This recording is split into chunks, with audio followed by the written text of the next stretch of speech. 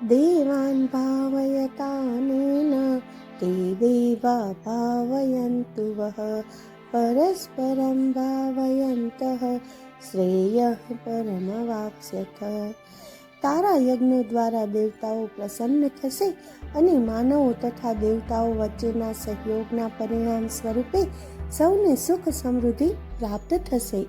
ઈષ્ટાન ભોગાન હિ વો દેવા દાસ્યન્તે યજ્ઞ ભાવિતાઃ તૈર્દત્તાન પ્રદાયેભ્યો યો ભુંક્તેસ્તેન એવ સઃ.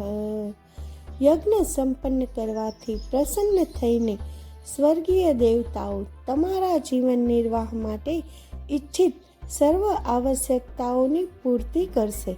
પરંતુ જેઓ આ પ્રાપ્ત ઉપહારો દેવતાઓને અર્પણ કર્યા વિના ભોગવે છે તેઓ નિશંક ચોર છે. યજ્ઞશિષ્ટાસીન સંતો મુચ્યન્તે સર્વ કિલ્બિષૈ પુંજતે તે ત્વગમ પાપા યે પચન્ત્યાત્મકારણાત. આધ્યાત્મિક મનોવૃત્તિ ધરાવતા ભક્તો પ્રથમ યજ્ઞને અર્પિત કરેલું ભોજન ગ્રહણ કરે છે. તેથી તેઓ સર્વ પ્રકારના પાપોમાંથી મુક્ત થઈ જાય છે.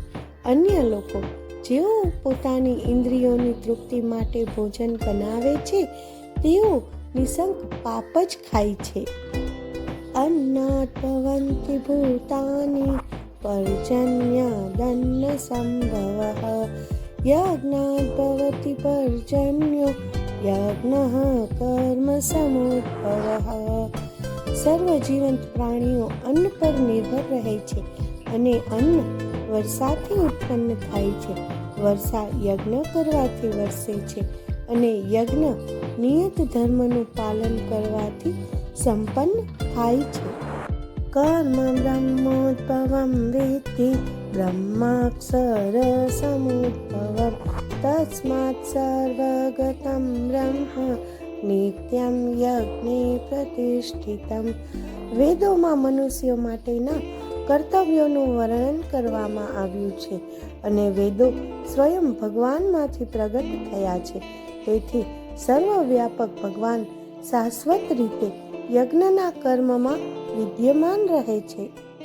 એવં પ્રવર્તિતં ચક્રમ નાનુવર્તયતિ હયઃ અઘાયુરિન્દ્રિયારામો મોઘમ પાર્થ સજીવતી. હે પાર્થ, વેદો દ્વારા સ્થાપિત યજ્ઞ ચક્રમાં જે મનુષ્ય પોતાના ઉત્તરદાયિત્વનો સ્વીકાર કરતો નથી તે પાપી છે. તેઓ કેવળ તેમની ઇન્દ્રિયોના સુખ પ્રમાદ માટે જીવે છે. વાસ્તવમાં તેમનું જીવન વ્યર્થ છે. યસ્ત્વાત્મરતિરેવ સ્યાદાત્મ તૃપ્તશ્ચ માનવઃ આત્મન્યેવ ચ સંતુષ્ટ તસ્ય કાર્યમ ન વિદ્યતે. પરંતુ જે મનુષ્યો આત્માનંદમાં જ સ્થિત છે અને જેમનું જીવન આત્મપ્રકાશિત તથા પૂર્ણપણે આત્મસંતુષ્ટ હોય છે તેમને માટે કોઈ કર્તવ્ય શેષ રહેતું નથી. નૈવ તસ્ય કૃતેનાર્થો ના કૃતેનેહ કશ્ચન ન ચાસ્ય સર્વભૂતેષુ કશ્ચિદર્થવ્યપાશ્રય. આવા આત્મ સાક્ષાત્કાર પ્રાપ્ત કરેલા આત્માઓને તેમના કર્તવ્ય પાલન કરવાથી કે તેનો ત્યાગ કરવાથી કંઈ પણ પ્રાપ્ત કરવાનું કે ગુમાવવાનું રહેતું નથી. ન તો તેમને તેમની સ્વાર્થ પૂર્તિ માટે અન્ય કોઈ જીવો પર નિર્ભર રહેવાની આવશ્યકતા હોય છે. તસ્માદસક્ત સતતમ કાર્યં કર્મ સમાચર અસક્તો યાચરન કર્મ પરમાપ્નોતિ પુરુષઃ. તેથી આ શક્તિનો ત્યાગ કરીને પોતાનું કર્તવ્ય સમજીને નિરંતર કર્મ કર. કારણ કે ફળમાં આસક્તિ રાખ્યા વિના કર્મ કરવાથી મનુષ્યને પરમેશ્વરની પ્રાપ્તિ થાય છે. કર્મણેવ હિ સંસિદ્ધિ મા સ્થિતા જનકાદયઃ લોકસંગ્રહમેવાપી સંપશ્યન કર્તુમર્હસી યદ્યદાચરતિ શ્રેષ્ઠ તત્તદેવેતરો જનઃ સ યત્ પ્રમાણમ કુરુતે લોકસ્તદનુવર્તતે. રાજા જનક અને અન્ય મહાપુરુષોએ તેમના નિયત કર્તવ્યોનું પાલન કરીને સિદ્ધિ પ્રાપ્ત કરી હતી. વિશ્વના કલ્યાણ અર્થે અનુકરણીય ઉદાહરણ પૂરું પાડવા તારે પણ તારા કર્તવ્યોનું પાલન કરવું જોઈએ. જે કંઈ પણ મહાન કર્મો મહાન વ્યક્તિઓ દ્વારા કરવામાં આવે છે, સાધારણ જન સમુદાય તેનું અનુસરણ કરે છે.